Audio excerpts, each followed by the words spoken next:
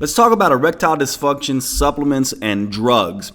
Most people, when they think about erection, don't really understand how it works, and we really want you to understand the mechanism of erection so that you can begin to change what you're doing in terms of what you're eating, know what supplements will work and which ones to stay away from, and know which drugs are going to do what. So when you're looking out here is sort of a biochemistry diagram of how the erection actually works. And I don't want you to get too confused by this, but if you look over here on the left, you'll see that the neurons release nitric oxide, and nitric oxide then interacts with the cell and stimulates cyclic GMP activity inside the cell. Now, this cyclic GMP activity is what will eventually relax the vasculature in the penis and make it fill with blood.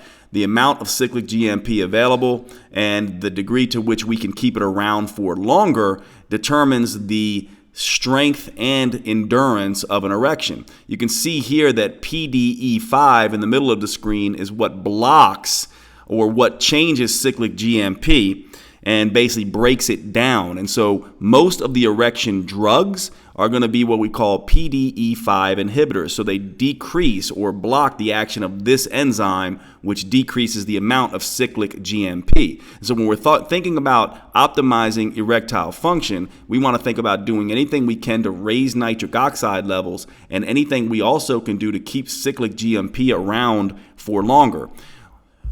When we think about erectile dysfunction, really we want to think about, again, is it psychogenic in nature? We talked about the idea of the point and shoot analogy. Point, erection, parasympathetic nervous system, shoot, ejaculation, sympathetic nervous system. Is it because we are, over indulging in porn and things like that? Is it psychogenic? Is it coming from the brain? You want to rule that out.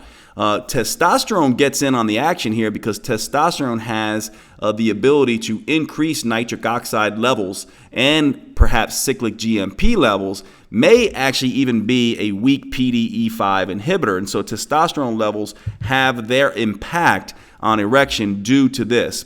Now, we also want to rule out diabetes and cardiovascular disease because obviously if there is damage to the blood vessels, the major things being increased plaque deposition or high blood pressure, this is going to be something that is going to impact erections, and testosterone will have nothing to do with this. Some of the supplements that have been shown to work, one is DHEA, and DHEA is something that can be purchased over the counter. If you are low in DHEA, taking 50 milligrams per day was shown in a 1999 study in the journal Urology to have very, very pronounced effects, up to 80% effectiveness in erectile dysfunction. Adaptogens, things like rhodiola and things like that, the evidence is not nearly as good, but I have seen this be effective in the clients that I work with, and it makes sense that it would work because these adaptogens work on the hypothalamus pituitary axis, the hypothalamus pituitary gonadal axis.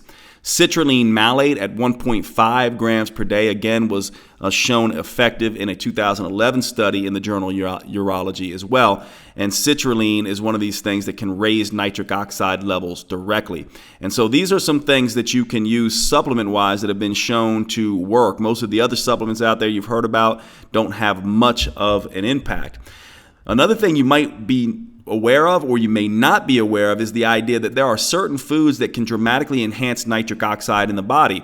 These are typically vegetable-based foods that contain nitrates and nitrites. Arugula, the lettuce arugula, is one of the most richest sources of nitrate and nitrites, which can increase nitric oxide, as are beets, spinach, celery, and believe it or not, even iceberg and romaine lettuce. So these are foods that you're going to want to increase as a man. Now let's talk briefly about the ED drugs.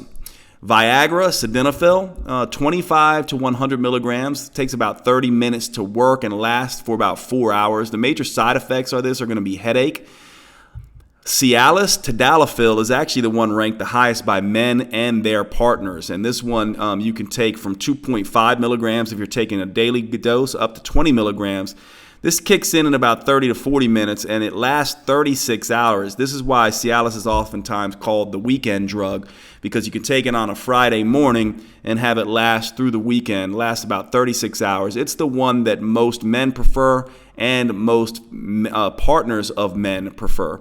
There's also Levitra or Staxin, vardenafil, 5 to 20 milligrams takes about 30 minutes to kick in. This can last about 4 to 10 hours. Stendra or Avanafil, 2.5 to 20 milligrams per day as a dose, takes 30 minutes to work and lasts about 6 hours. And then there's a new ED drug on the market called Uprima or Exens, apomorphine HCl. This actually works in the brain in the dopamine centers. It is not a PDE5 inhibitor like these other drugs. And the typical dose is 2 to 3 milligrams, 20 minutes before intercourse. And the effects in terms of lasting how long are unknown, but it's in the number of hours and works sort of in the brain. So these are the drugs that are available for you. Cialis is probably going to be the most common, as well as Viagra. And this is a very important aspect of ED treatment, obviously. And so hopefully this is going to be helpful for you in determining which drugs to use.